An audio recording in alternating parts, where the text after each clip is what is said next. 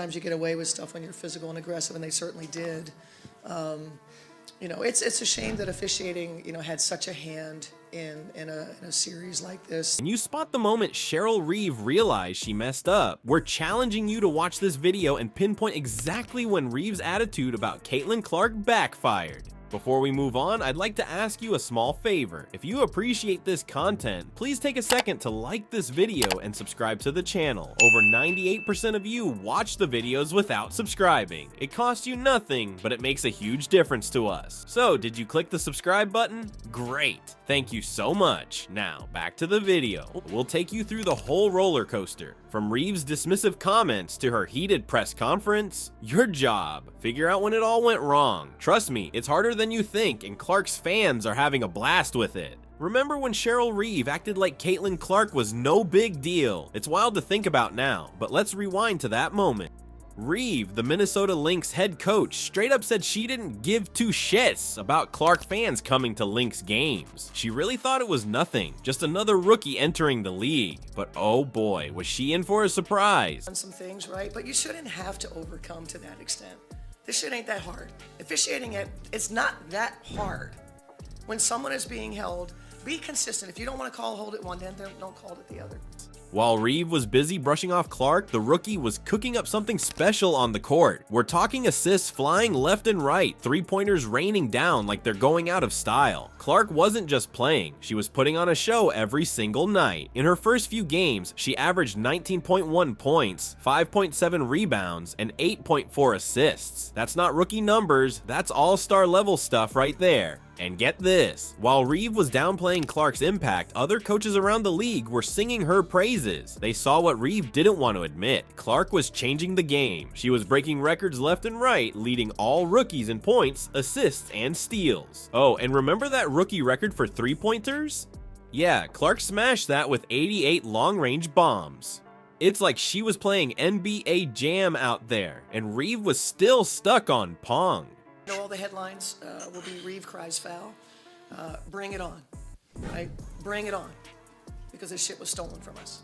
You know what's even crazier? The more Reeve dismissed Clark, the more fans showed up to see the rookie play. It was like Reeve's comments were some kind of reverse psychology magic trick. Attendance numbers for Fever games went through the roof. Fans weren't just showing up, they were coming in droves, decked out in Fever red, ready to see Clark do her thing. And here's where it gets really wild. Clark didn't just bring fans to Fever home games. No, she turned other teams' arenas into Fever territory. Picture this. The Fever roll into Minnesota to play the Lynx. Target Center is packed. But guess what? Most of the crowd is wearing Fever colors. Clark steps onto the court and the place erupts like it's a Fever home game. Reeve's standing there, watching her own home court turn against her. Talk about a plot twist. As the game tipped off, the energy in Target Center was electric, but here's the kicker. Clark wasn't just there to play, she was there to make a statement. What happened in those next 40 minutes would change the WNBA landscape forever. The scene was surreal. Nearly 19,000 fans packed the arena, but it wasn't a sea of Lynx blue. Nope.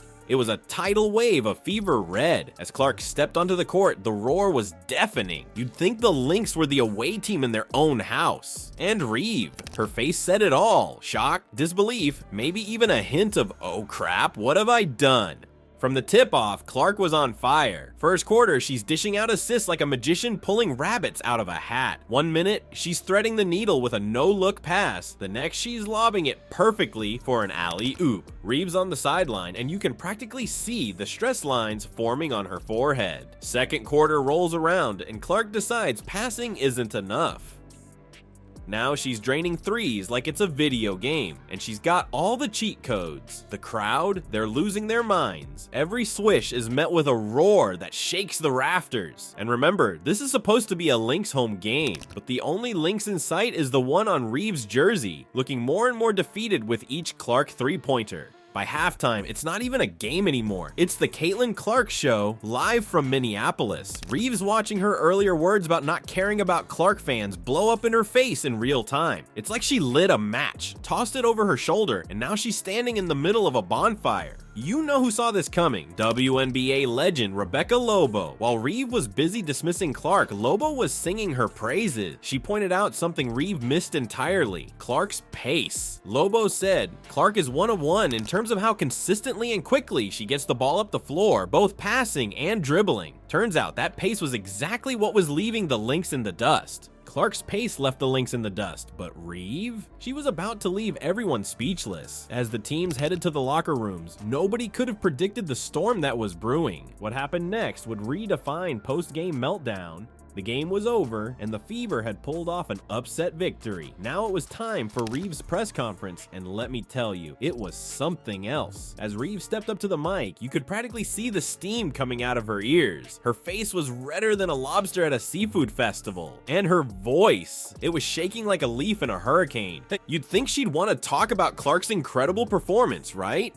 Nope. Reeve went straight for the refs. She started ranting about calls, non-calls, you name it. It was like she was playing a game of blame everything but Clark. But we all knew what was really eating her up inside. Then, out of nowhere, Reeve drops a bombshell. She looks right into the camera and says, "This was stolen from us." Can you believe it? She actually claimed the game was stolen. It was like watching a toddler throw a tantrum because someone else got the bigger piece of cake. The reporters were stunned. They tried to steer the conversation back to Clark's performance, but Reeve wasn't having any of it. She was on a whole different planet of upset. The more questions they asked, the more worked up she got. It was like watching a pressure cooker about to explode. One reporter asked about Clark's impact on the game, and Reeve just went off. She said, "I know all the headlines will be Reeve's foul. Bring it on, right? Bring it on because this was stolen from us." It was clear she was trying to deflect attention from Clark, but all she was doing was digging herself a deeper hole. As the press conference went on, Reeve's meltdown just kept getting worse. She even called for changes in officiating, saying, "The officials doing the game should have a third party because that was not a foul. That call should have been reversed on that challenge." It was like she was throwing a Hail Mary pass, hoping someone would buy her excuses. Little did Reeve know, her Hail Mary was about to be intercepted by millions of fans. How did a single press conference